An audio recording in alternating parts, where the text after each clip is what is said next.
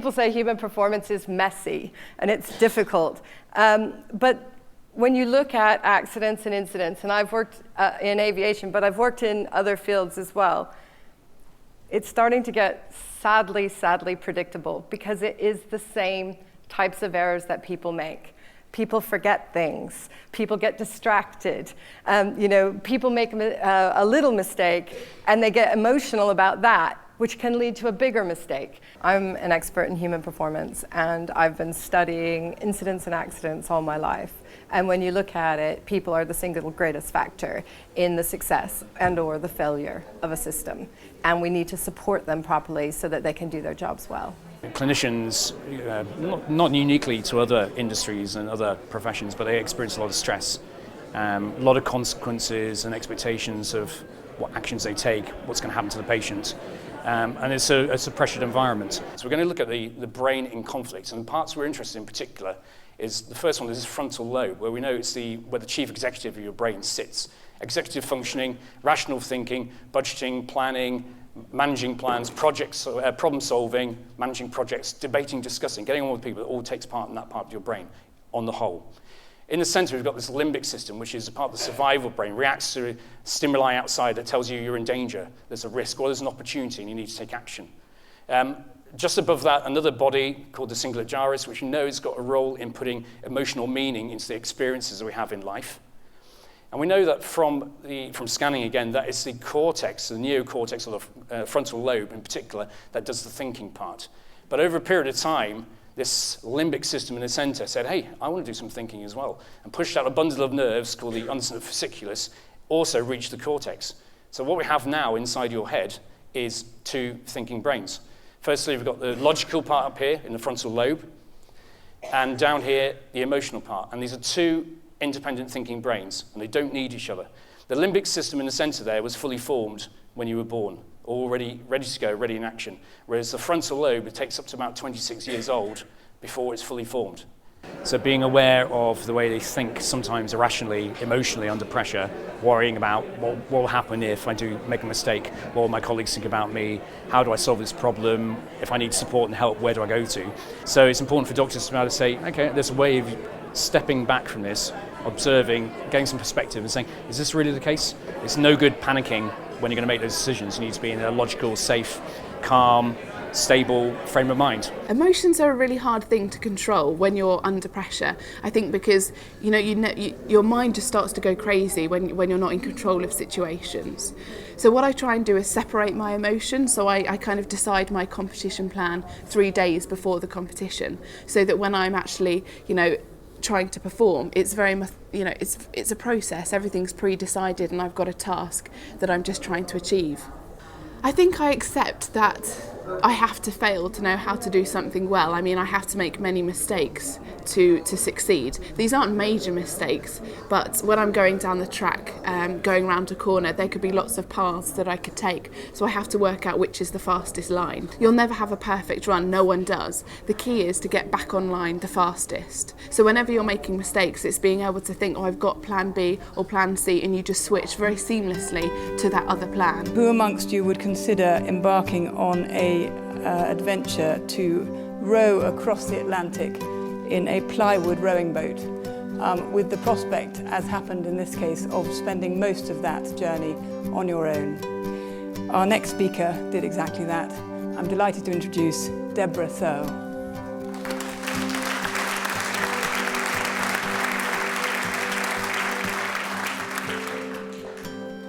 I am fascinated by top performers, and I think what it is that fascinates me about them is I kind of keep looking at them thinking, what is it that's made them so great in their chosen field? Like, what sets them apart? Because surely if we can work out what that thing is, can't we just copy it and get the same kind of success? I didn't even row before I set out to do this, and I'm not particularly big. So I very much had to rely on mindset and attitude techniques, and I used a lot of things that I guess in psychobabble world would be classed as visualization.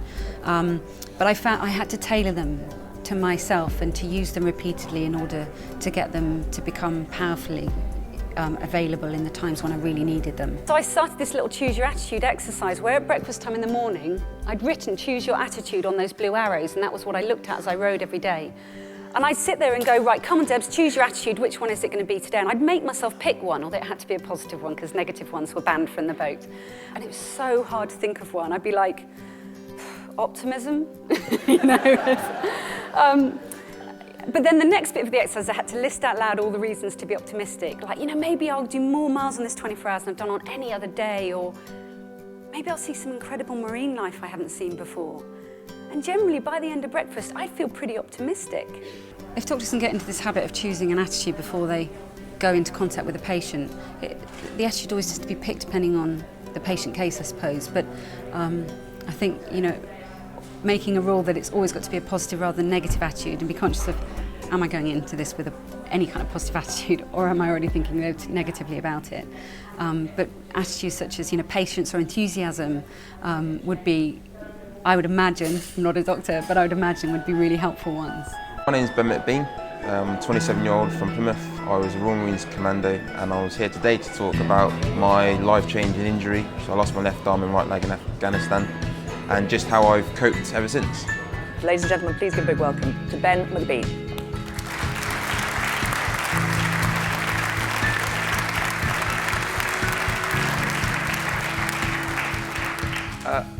Evening, afternoon. Over the years it's been, I wouldn't say difficult, but just different. And it's just kind of trying to get my head around everything that's happened. We came to a compound to our right-hand side about 30 metres away, and our job was to go in there and clear it. So, okay, right, let's go. So there's a guy in front of me called Stuart, there's me, and there's a guy behind me called Mark. So we're just sprinting across this ground. So Stuart's got a metal detector, but he's also holding a weapon so we can keep eyes on this doorway. And we're all sprinting, and we're just like flies everywhere, and like getting on my sweat, and I was just doing this kind of thing, and I was trying to sprint, and then boom, that was it. It was loud just for like half a second, just boom, and then that was it. It was just gone, pure silence. And then the pain started kicking in, and then I looked at my left arm, which wasn't really there. It was kind of attached, but it was kind of hanging off, and it was a different colour. So I was like, right, that's dead. I looked down at my left leg, the inside of my knee was kind of gone. There was nothing there. I could just see like bones sticking out. And I thought, right, thinking about it, this is just a setback. You know, I've never really given up in anything in general. You know, I just joined the Marines. You know, I'm harder than this, I'm stronger than this, I can fight it. So I had that little bit of hope to fight. So I thought, right, okay, I need to go and try and get Stuart. I just started dragging myself towards Stuart. And then I was just crawling, and I got about 3 or 4 meters away from him. And then Stuart came out the dust cloud, and he was all right. So he put a bandage on my arm. We spent about half an hour trying to get one on my leg, but we were both so weak we couldn't really help each other. The other guy, Mark, he pretty much walked for this dust cloud, and he had a massive hole in his face and a slit throat.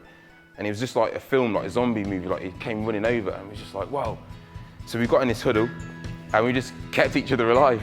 When I have a bad day, obviously sometimes it's not that bad, sometimes it's really, really bad, but it's about surrounding yourself with the right people as well, because if people around you give you hope, they give you belief and confidence, then it builds up. You know, we all have a little glass of, you know, morale juice, and sometimes it's half full, it's half empty kind of thing, and it needs topping up. When I couldn't walk, it was a long time before I could walk, but I wasn't expecting just to jump into hospital and start walking. I had to set myself targets each day. I started off sitting up, and you've got to do the same thing. Set yourself little targets every single day, and you will get there. I'm sure everyone's kind of felt like that at some point, where you've just kind of had enough, things are looking tough, that, you know, you don't know what's going on. And that's the situation that I was in. But I didn't ever think at 20 I'd be in that kind of position there, where I was just thinking, it's all over. Which literally, that's what it kind of felt like, to be honest.